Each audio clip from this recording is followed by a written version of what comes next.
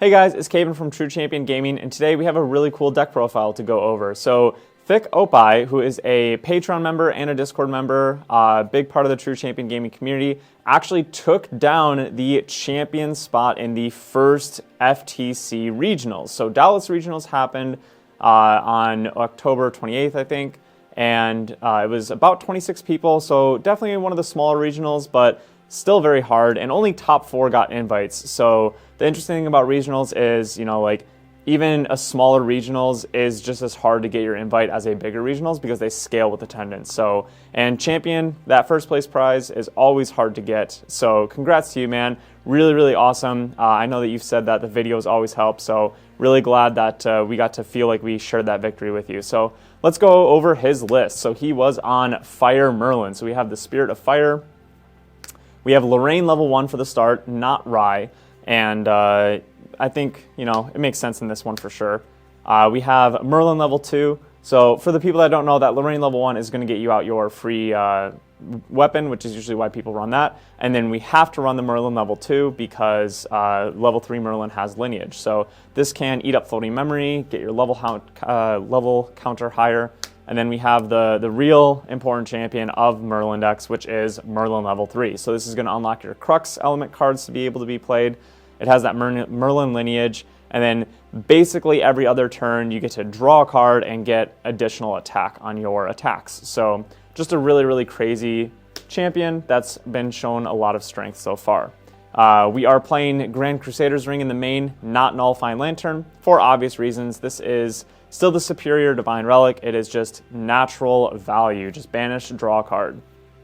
We have Crystal of Empowerment, a card that recently made its way onto the watch list. More for aggro reasons. I think this card was meant to be used more in decks like this, but yeah, it's just really strong. We play Incarnate Majesty, and if you really just need to cheese one of those out a little faster than normal, that's a really good option to use.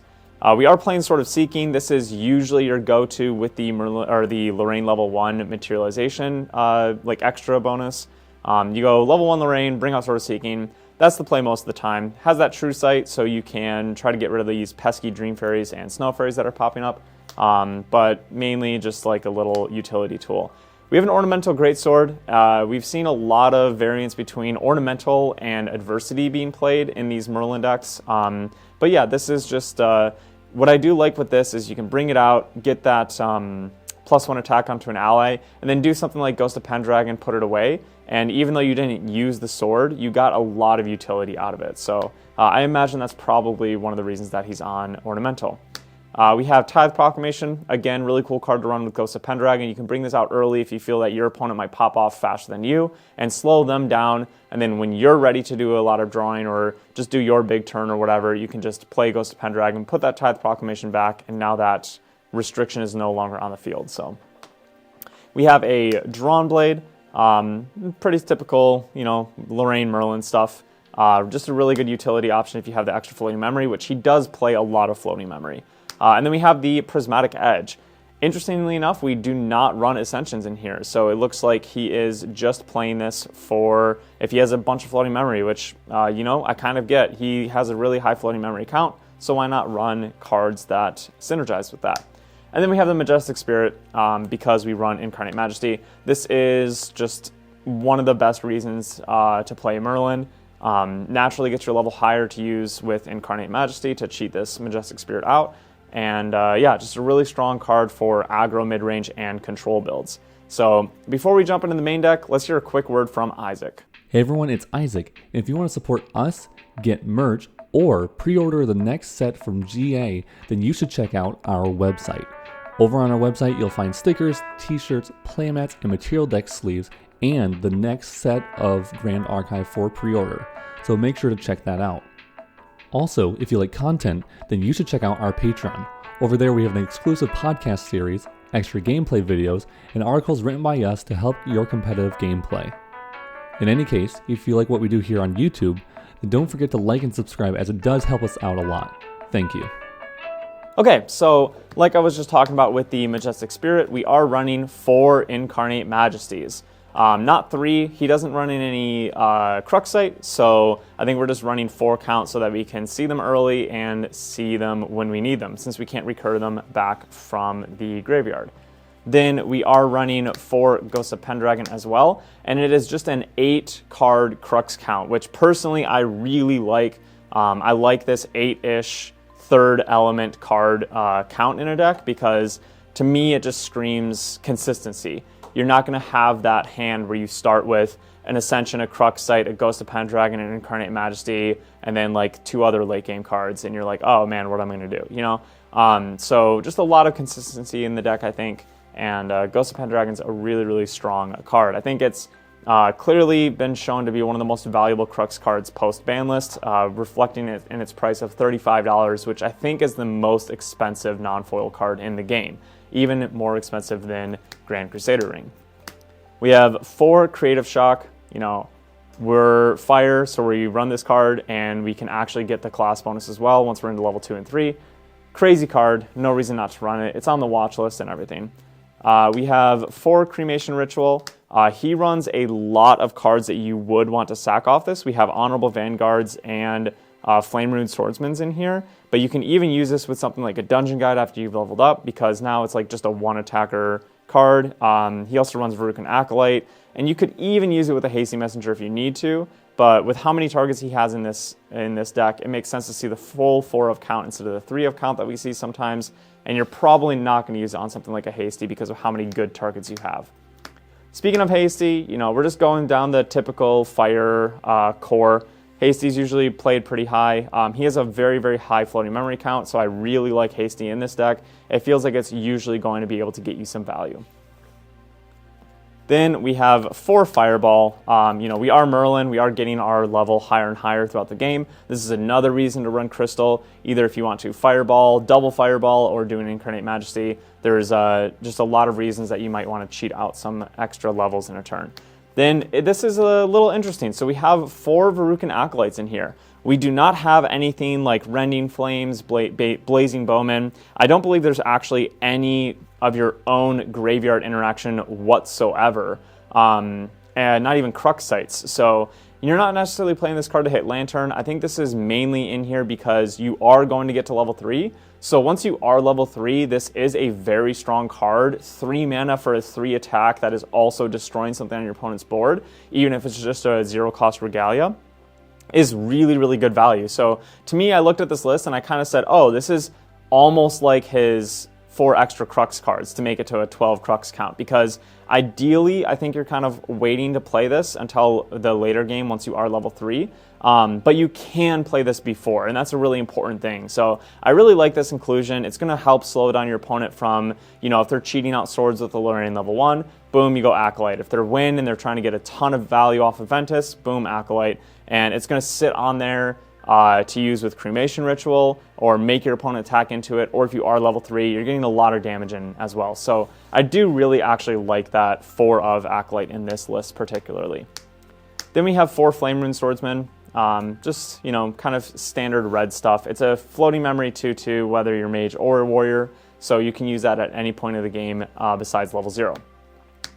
Then we get into a little bit more of the unique part of the deck. We have 4 Incendiary Fractal in here, and we have seen Merlin decks run this before, but the next card that we're going to go over is really like what ties it all together. So this is, he did say that he basically built his deck anti-aggro. This is a really, really great way to do it. Whatever ally your opponent plays, you're just going to pop it, and you've basically not lost a card from hand because you can use this to cast more cards. And yeah, we have 4 Focus Flame in here in the main deck. This was definitely the most surprising card to me to see. But you know what? It kind of makes sense. I think we are really in a very ally-heavy aggro right now. Or sorry, a very ally-heavy meta right now. And you know what? He really called the meta. He did say that there were tons of water allies up at the top tables. And I can't imagine, as a water ally player, sitting down in game 1 and getting fractaled and focused flames just back to back nonstop. You know, it would be an incredibly hard matchup. So very good meta call, and definitely an interesting way to build a Merlin deck. Then we have 4 Honorable Vanguard in here. You know, just another unit, another floating memory to get rid of with Hasty and Creative and Cremation. Just really like built I think mainly a consistent deck that was focused on beating ally decks. We have 4 fast gear in here, same reason. If you maybe drew a little bit slower, if you don't really have a way to deal with your allies, you're taking some damage, just heal up some bit, use some floating memory, get into your level 3, because once you get into level 3, those ally aggro decks do have a lot more challenge with you. So we're just running a ton of floating memory to get there and ways to deal with our opponent's board or stay alive until then. Speaking of, Stalwart Shieldmate, basically exactly that. Similar kind of stall card to Fast Cure. Can use it with something like Cremate as well. Creative, hasty, all that stuff. And it's just going to slow your opponent down. I think you use this less for the taunt for your allies and more of just an interceptor, basically. There's not really allies that you're trying to protect in this deck outside of like maybe a hasty. But it does really fill that role. Then we have 4 Dungeon Guide because we are trying to get to level 3. I think the earlier that you can get to level 3 in this deck, the better. You know, you just start getting those levels to go into an Incarnate or a Fireball, which is a really good way for you to close out the game here. And yeah, Dungeon Guide's just been shown to be a very strong card throughout the metas. And then we ended on 4 Resolute Stand. A lot of people will only run 2, 3, 4, but we're going for the full 4 here. So, you know, just again, I think he's just like, there's a ton of allies. A lot of these allies decks usually don't get very high above 3 damage. So, you know, he just basically picked a deck that's going to give allies a very rough time, and it showed. I mean, he said that the top tables were dominated by water allies, and he took that champion spot down. So, yeah, really well-crafted deck, I think. It had a very clear purpose going into the tournament, and just happened to be the right call. And so, yeah, let's go ahead and move on to the sideboard. So, we do have 3 Blanche here. I would assume that this is just for, you know, the Rye matchups. You know, there's Rye or Merlin does have a little bit of a struggle against those, and so that's what I'm assuming that is in there for. We have 2 Disintegrate. You know, this is for the Merlin mirrors.